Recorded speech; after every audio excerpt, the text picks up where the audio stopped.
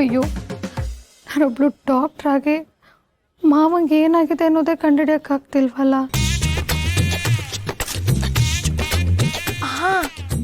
ಅದಕ್ಕೆ ನನಗೆ ಇವಾಗ ಗೊತ್ತಾಯ್ತು ಅಣ್ಣಂಗೆ ಏನಾಗೈತೆ ಅಂತ.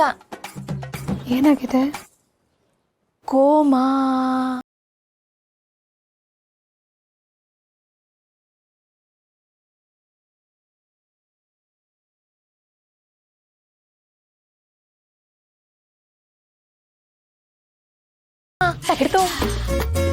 ಓಂ ಪಿಕ್ಚರಲ್ಲಿ ನಮ್ಮ ಶಿವಣ್ಣಂಗೆ ಏನಾಗಿತ್ತೋ ಈ ನಮ್ಮ ಮಾರಿಗುಡಿ ಶಿವಣ್ಣಂಗೂ ಅದೇ ಆಗೈತೆ ಅದಕ್ಕೆ. ಅಂದರೆ ಮಾವನ್ಗೆ ನನ್ನ ಮೇಲೆ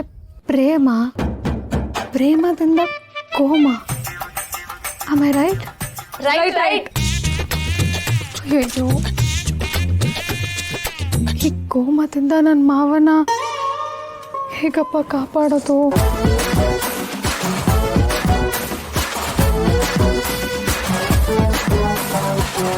ಅಣ್ಣೋ ಅಣ್ಣ ಅಣ್ಣ ವಾ ಗೋಡಂಬಿ ಅಣ್ಣ ಕೊರ್ಕಣ ಏನ್ರಣ?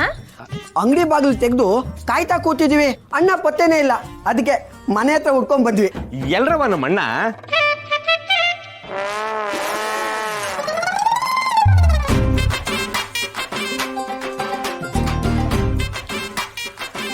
ಮಾವ, ಏನಾಗ್ತದೆ ಮಾವ? ತಿಟ್ಟುವ ಪಾರು, ಕೇಳಿದ್ದನ್ನ ಎಷ್ಟು ಸತಿ ಕೇಳ್ತೀಯ ಮಾವ? ತಿಟ್ಟುವ ಪಾರು. ಹ್ಞೂ. ಅದಕ್ಕೆ ಅಣ್ಣನಿಗೆ ಏನಾಗಿದೆ? ಯಾಕೆ ಹಿಂಗ್ ಆಡ್ತವನೆ? ಅಣ್ಣಂಗೆ ಅದಕ್ಕೆ ಮನ್ಸಲ್ಲಿರೋ ಪಿರುತಿನ ಹೇಳ್ಕೊಂಡವಳೆ. ಅದಕ್ಕೆ ಅವ್ನು ಹಿಂಗ್ ಗರ ಬಡ್ದವ್ರಂಗೆ ಕೂತವಳೆ. ನಾನು ಹೇಳಿಲ್ವಾ ಇದೇ ಆಗೈತೆ ಅಂತ? ಅಯ್ಯೋ, ಚಿಕ್ಕ ವಯಸ್ಸಿಂದನೂ ಅಣ್ಣ ಅದಕ್ಕೇನೆ ಹಚ್ಕೊಂಡವ್ರಲ್ಲ, ಈಗ ಅದಕ್ಕೇನೆ ತಿರುತಿನ ಹೋಗಿ ಹೇಳ್ಕೊಂಡವ್ರಲ್ಲ, ಹಂಗಾರೆ ಇದು ಅದೇಯ. ಕೋಮ ಕೋಮ ಕೋಮ ಪ್ರೇಮ. ಅಯ್ಯೋ, ಅದು ನಮಗೂ ಗೊತ್ತಿದೆ, ಆದ್ರೆ ಇವನನ್ನ ಸರಿನೇ ಮಾಡಕ್ ಆಗ್ತಿಲ್ವಲ್ಲ. ನೋಡಿ ಅಲ್ಲಿ ಅದಕ್ಕೆ ಎಷ್ಟು ಟೆನ್ಷನ್ ಮಾಡ್ಕೊಂಡು ಕೂತಿದ್ದಾಳಂತ. ಅಯ್ಯೋ, ಏನು ತೊಂದರೆ ಇಲ್ಲ ಕಣವ.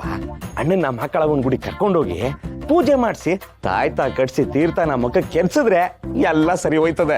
ಎಲ್ಸು, ಅದಲ್ಲ ಕಣ್ಲ, ಇದು ಪ್ರೇಮ ಜ್ವರ.